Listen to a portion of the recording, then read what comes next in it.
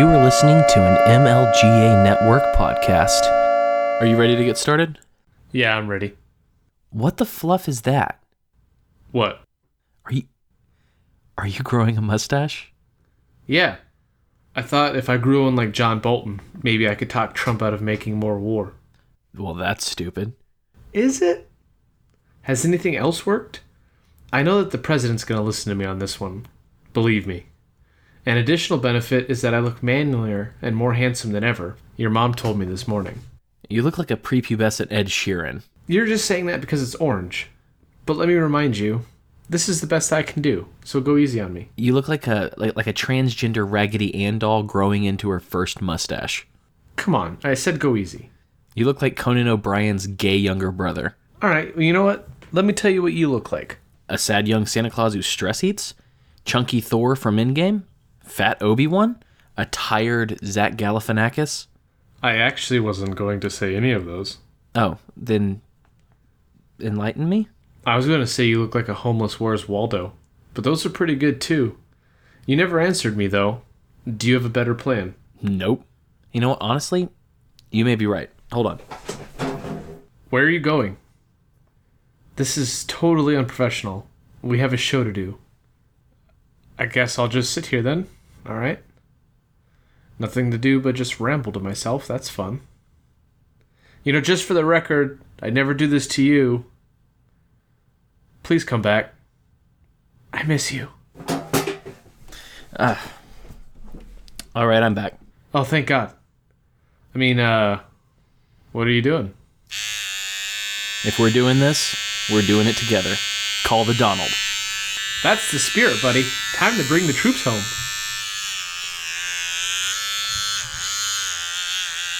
Wait, hold on. He actually ignored John Bolton. You don't have to do that. It's too late. Oh, we look horrible.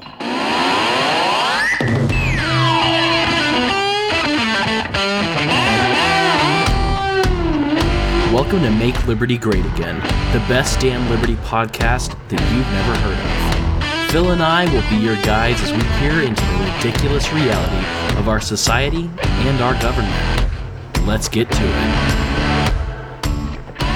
Hello everyone and welcome to another episode of Make Liberty Great Again. We have mustaches now. I'm your host Cam Harless, and with me as always is the person who would be my best friend, but for some reason he won't commit, and co-host Phil Padilla. Oh, I'm committed. Don't lie to the audience. You know that I never lie. I'm like America. Like George Washington. Him too. Are you sure? Absolutely. 100% positive. So if you never lie, have you ever thought about David Derryberry inappropriately? I don't want to answer this. Because you have? Because I don't want to dignify that tomfoolery with a response. Can we just read the news so I can get back to my stories? Fine. The State Department revealed Monday that it has identified multiple security incidents involving current or former employees' handling of Hillary Clinton's emails, and that 23 violations and 7 infractions have been issued as part of the department's ongoing investigation. Wow, that's a total surprise. But how are we still talking about this wench's emails? Because, 1, people still care about them for some reason, and 2, I'm like 87% certain that she's the devil or some lesser demon. You know, I always took her for a lizard person, or some sort of like evil dragon-human hybrid creature. I mean, that would explain the pile of money that she's always sitting on. I think she actually has that because of the slave trade that she stimulated in Libya. Yeah, that sounds about right. As Mary Elizabeth Taylor, the State Department's Assistant Secretary in the Bureau of Legislative Affairs, wrote to Senator Chuck Grassley, quote, "To this point, the department has assessed culpability to 15 individuals, some of whom were culpable in multiple security incidents. DS has issued 23 violations and 7 infraction incidents. This number will likely change as the review progresses." Do we think that anything's actually going to come of this? Probably not. Did our troll-in-chief have anything to say about this? Oh, he sure did. Believe it or not, he used the Twitter machine to share his thoughts. He said, quote, "Wow, the State Department said that it has identified 30 security incidents involving current or former employees and their handling of crooked Hillary Clinton's emails. This is really big. never admitted before. Highly classified material. Will the Dems investigate this? Will the Dems investigate this? I mean, will Hillary Clinton ever play for the Yankees? Since we're just asking stupid questions. Agreed. The State Department is supposed to conclude their investigation by September 1st. And which we'll see if there's any consequences. Well, Taylor went on to say, quote, in every instance in which the department found an individual to be culpable of a valid security violation or 3 or more infractions, the department forwarded the outcome to the Bureau of Diplomatic Security's Office of Personnel, Security, and Suitability, to be placed in the individual's official security file. All valid security incidents are reviewed by DS and taken into account every time an individual's eligibility for access to classified information is considered. Oh my God. They're going to get a mark on their permanent record. Oh yeah. It'll likely only be the lightest slap on the wrist. Not to mention that Clinton's lawyers were able to negotiate with the Justice Department to make sure that the Clinton Foundation emails would not be given to the FBI. And that's, that's where the juicy felonies are. I absolutely guarantee it. It's too bad that we don't have a Snowden, Assange, or a Manning on the inside right now. We could really use one of those. No kidding. I'd really like to see what sort of demons are dancing around in that server. But no, Clinton's legal team gets to sift through the emails and decide which ones get investigated and which ones don't. Now, I'm not an expert here, but that definitely doesn't sound like proper procedure. I don't know if it is or not. All I know is that the Clintons are protected at the very highest levels. Oh, for sure. It just tells me that the FBI doesn't actually care to find out the truth or, what's going on or what the emails actually say. They just want this episode behind them with as little fanfare as possible and is using as few scapegoats to make that happen. And to think that more human people voted for Clinton than for Trump. Honk. Honk. Speaking of dastardly degenerates who embezzle money, there's some news out of Venezuela, buddy. I had almost forgotten about the stuff going on in Venezuela. Has Maduro had Guaido murdered yet? Not yet. But Guaido's definitely not having a good time right now. I love when rulers have bad times. It's my favorite. Me too. There's nothing better. And there's a huge embezzlement scandal in Colombia that's rocking the boat right now. But fun fact before we get into it, Juan Guaido's political party, Voluntad Popular, I'm assuming that's how it's pronounced, or Popular Will, is the 6th largest political party in Venezuela and is heavily financed by the United States Agency for International Development. Wait. Let me get this straight. The name of the party is Popular Will, and it's the 6th most popular party? Yeah. Doesn't sound all that popular. Yeah, well, thanks for sharing that. You're welcome. So, anyways, getting back to it. So millions of dollars that were raised for, quote-unquote, freedom and democracy in Venezuela were apparently spent in Colombia by Guaido's aides. From what I've read, this is exposed by Colombian spies and has definitely been another setback to his cause. Declaring himself president didn't work. His coup didn't work. And now this. When's this guy just gonna quit? Well, probably once the United States moves on and finds another candidate to back. That's my guess. Anyway, back to his aides. People, not the disease. Several of them were named by a Colombian intelligence leak, which revealed American dollars were embezzled with the intention of paying Venezuelan army defectors. That's interesting. How were those dollars raised? Great question, partner. The funds were raised by a sort of Live Aid type concert. The concert was organized by that billionaire guy, Richard Branson, back in February.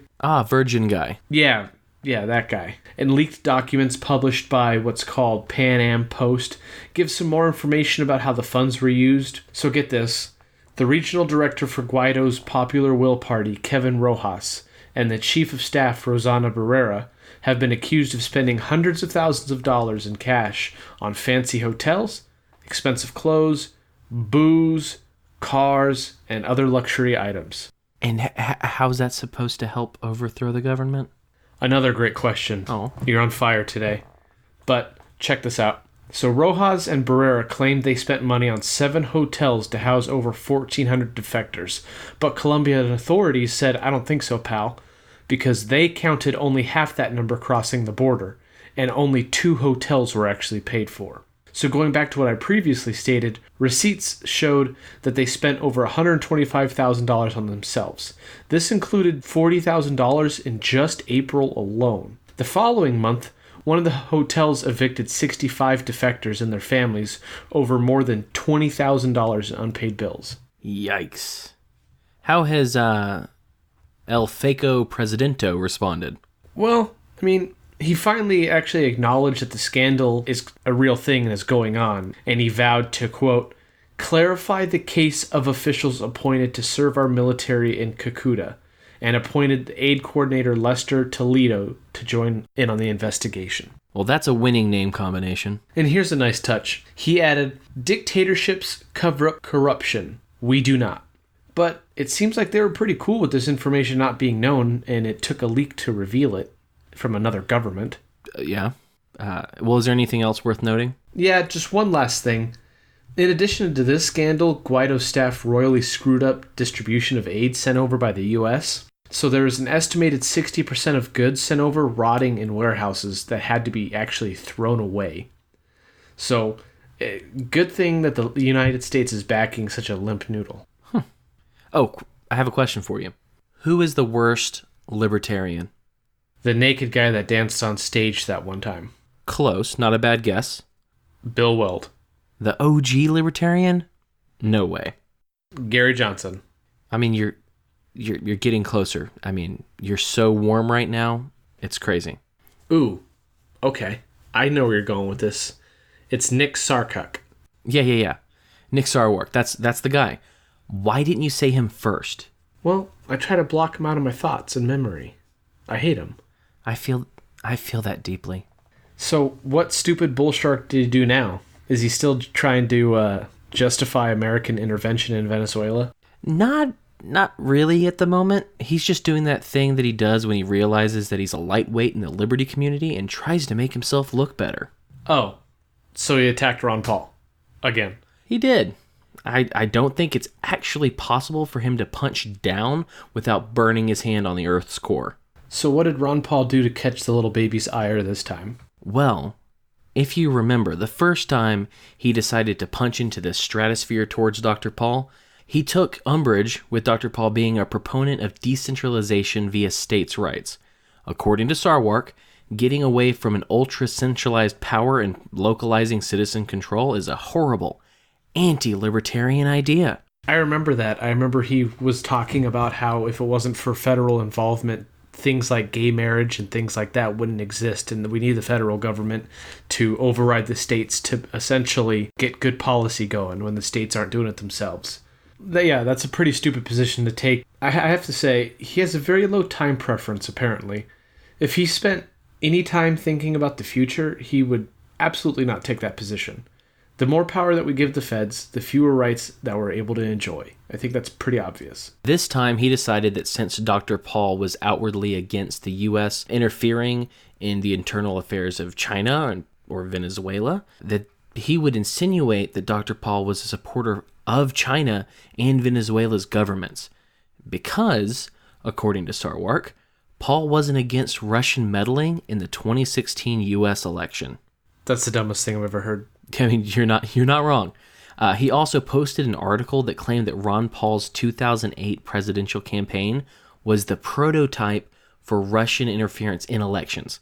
According to Sarwark, by way of other writers and articles, since he has little to nothing to personally offer ever, Ron Paul's campaign was secretly backed by the Kremlin. Imagine having so small of a proverbial pecker that you have to lean on fake news and Russian collusion to paint Dr. Paul as the enemy of the people. I've been saying it for a while. Sarwark is controlled opposition. I believe it. And even more is that article about how WikiLeaks has emails that show his attachment to some CIA assets. So the dude is at best a dipstick with a Napoleon complex, and at worst, a CIA plant or some sort of other intelligence plant. Right. Regardless, the LP is irrelevant. I mean, especially with him as its head, and he should be summarily removed from his post.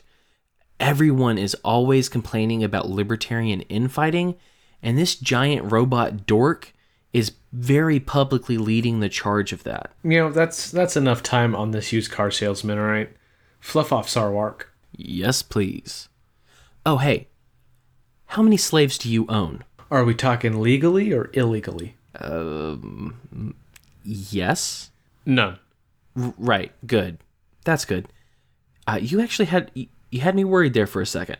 No slaves. No, sir. There's absolutely no one in my basement making knockoff tennis shoes, I assure you. I just went right back to being worried.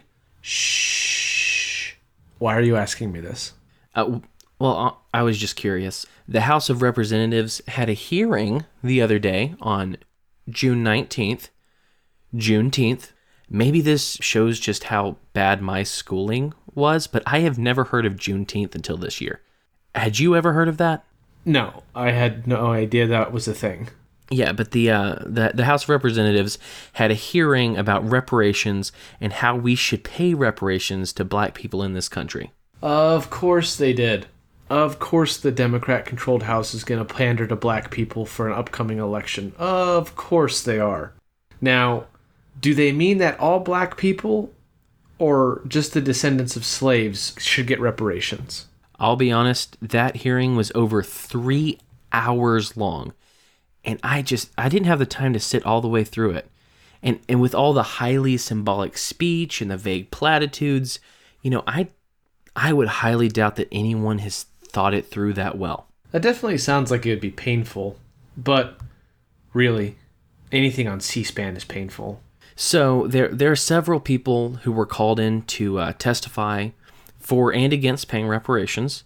The kicker of what I ended up seeing was the huge amounts of praise and accolades for John Conyers. Is that the guy that had to leave office for assaulting women and using federal funds as hush money to get them to not tell anyone about it? Yeah, that's the guy. He's the guy that had to leave after Mike Cernovich found the receipts of his predatory behavior and gave them to BuzzFeed. He got taken down by Mike Cernovich, Phil. Nice. But apparently, he's been shooting for reparations for decades and has never gotten anywhere on it. Wow. What a total surprise. Now, let me ask you, do you think reparations are going to seriously be coming our way soon? Honestly, that really depends on how the 2020 elections pan out. But I still doubt it. So then why'd you ask me if I had slaves? I assumed that you would have to own slaves, if you owed slaves or their descendants money. I mean, since you profit so much from the work of slavery in early America.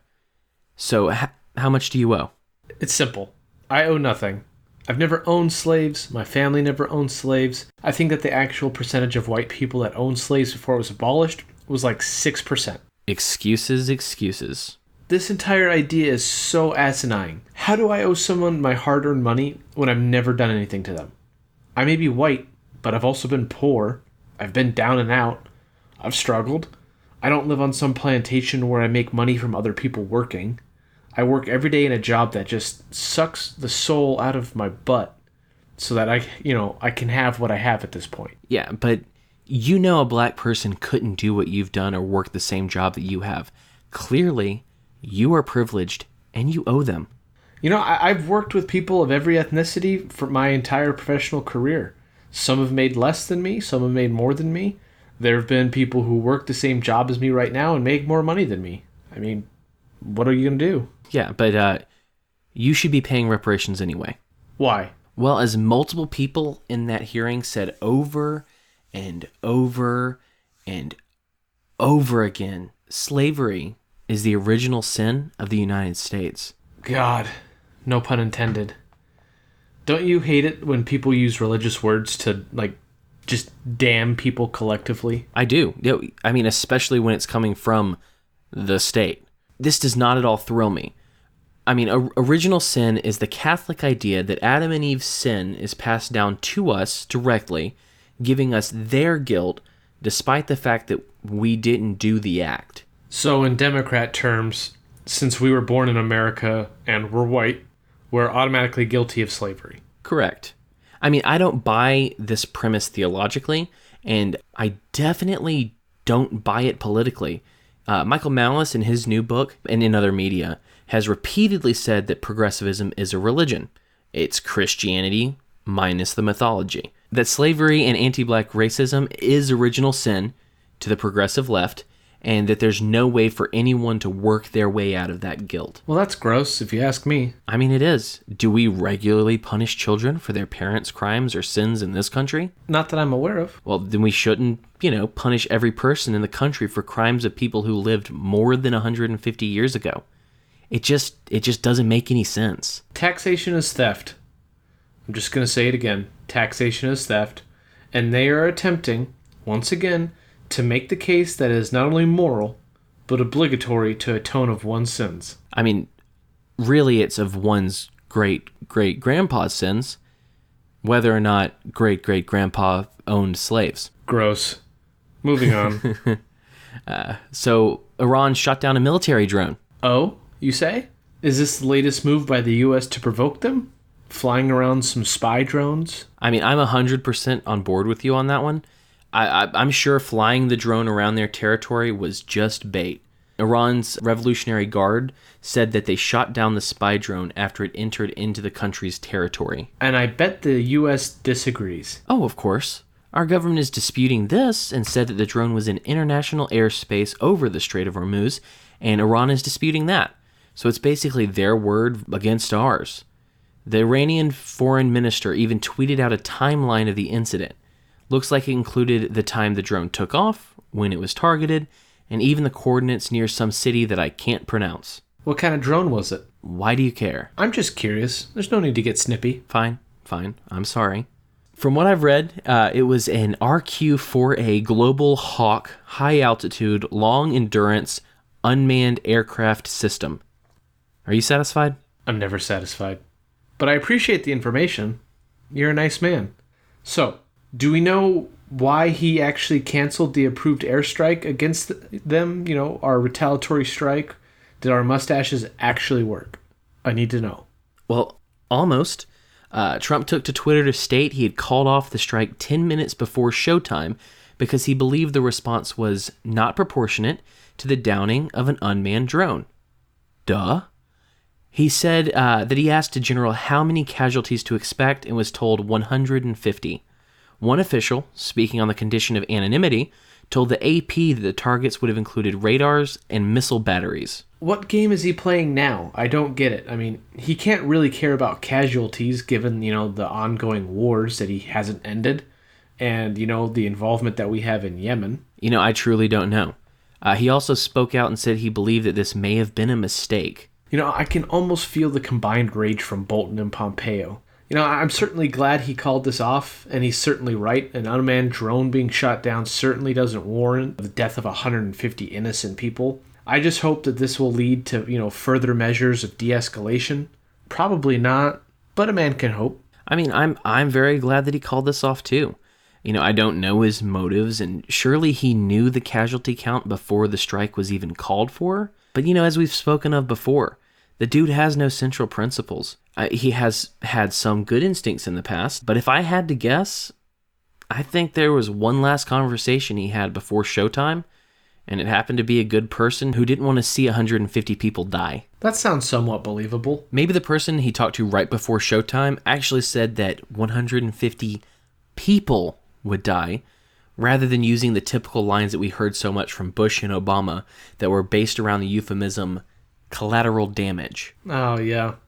I remember the good old days when collateral damage was like when a bridge fell down rather than meaning just a bunch of people died. I mean, and that's what really throws me. I can't understand how people don't see this for what it is. These are freaking people. People that were set to be murdered over the loss of some equipment. I mean, I don't care how many millions of dollars that stupid spy drone cost. It isn't worth the lives of 150 men and possibly women and children. I agree with you. Did you see that photo I made the other day? The protest profile photo of the the hand symbol of the peace sign, but it had the Iranian flag instead of skin tone. Yeah, I did see it. That was good work. My wife put that photo up, and like I said, it's a protest image. It was made to be more or less in your face and to make a strong statement. And it certainly did. I mean, I saw people that I didn't know using it as their profile pictures, and I saw people arguing. I saw boomers come out of the woodwork to complain about us hippie communists. Well, to be fair, not that I like defending boomers, but you do look like a younger, fatter Karl Marx. Yeah. But my wife put up my picture, the one that I made, and was immediately criticized by a boomer. If you don't want to go to war with Iran, what do you think we should do? Please tell me she said, how about we just don't murder people over a piece of equipment? You know, I honestly didn't actually follow up on that. But that response got me thinking. You know, I'm not sure that these people who want a war in Iran are really thinking in terms of morality or in human life at all. I don't personally understand how someone could see this stupid spy drone blown up and want to see 150 lives extinguished overseas. You know how people are. They love a show, they love to feel strong, and they love to feel protected. I mean, you're not wrong. Maybe people need some contextualizing. So I was thinking, you know, what is the rational argument? What would I say to make these people understand what they're saying? So I'm going to go for it. Let's say that you own a house. Well, renting makes more sense for me right now. It's hypothetical. Go on. Well, let's say you live in this house and you have a wife and a few kids. Let's say you look over your backyard and you see a drone flying over your fence. Or, I mean, maybe it's not directly over your fence, but it's right past it. But really, you can't tell if it's in your backyard or not. All right. So there could be any number of things that you're doing in or around your house. Your daughter could be sunbathing next to the pool. Or maybe you're paying bills in the house with your credit card in your hand and you're near a window.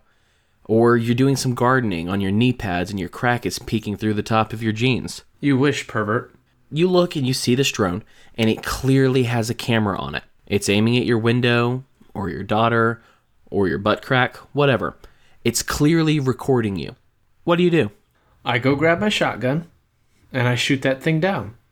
Well, maybe an AR-15 if I'm feeling a little frisky. You and your assault weapons. Ugh. You son of a Grinch. But you're right. I mean, I do the same thing. But let me ask you. Would the owner of the drone, some distant neighbor who, I don't know, just happens to have bases all around your property line, let's just say that that's there, just for the fun of it, would he be justified in rolling up to your house and throwing grenades at your door? Would he be justified in trying to kill you or your family, I don't know, for taking out their super expensive flying spy robot? Not at all. So, what makes anyone think that this is okay if it's another country? What makes it okay if we use the word collateral damage instead of human lives? There's absolutely nothing that would make that okay. Right. I mean, people need to stop and think about what we're proposing, taking away from some people who shot down a machine that was made to spy on them. Not to mention the fact that the U.S. has bases surrounding Iran with everything needed to level that country in a few minutes flat. So let me ask you this. How many human lives is a drone worth? Or how many dollars is a human life worth? There is no exchange rate between drones and human lives. People need to know that. They need to say what they're advocating for rather than using these stupid euphemisms. We need to correct them. Instead of saying collateral damage, we need to say human lives lost. Instead of saying war, we need to say mass murder, because that's what this would have been. I can't hang around hearing these euphemisms and lies anymore. I can't pretend that what people are calling for is anything less than murder. My frustration with the warhawks and boomers, especially boomers, has built up so much that I'm actually resorted to responding to stupid comments. So far, my go-to line has been asking all these, warhawks when they're going to enlist to fight a country that hasn't harmed them. And surprise, surprise, I've yet to receive a coherent response. I don't think you're ever going to. That's why I don't argue online anymore. You're probably right, but like I said a little bit earlier, a man can hope. What I'll hope for is that the conversation that the president started about the loss of human life catches on. What I'll hope for is that the conversation changes and people start to examine what they're actually calling for.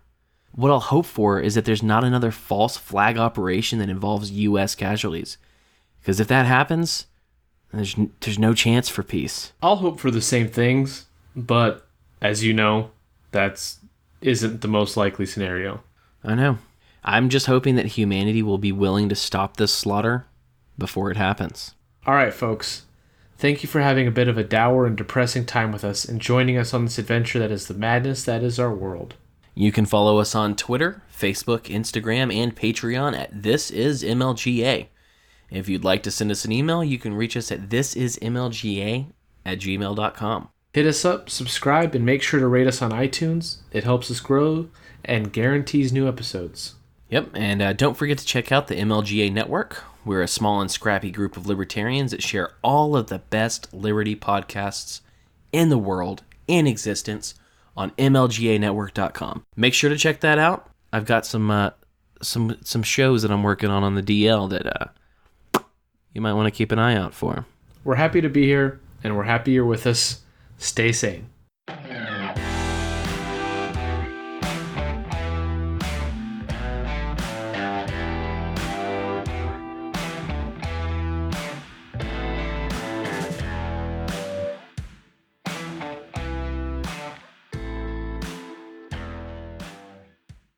That's a lot of names. Why does everyone have so many names? And I don't know. there should be two names that anyone has, Cam or Phil, and then beyond that, it's just a waste of letters. There ought to be a law.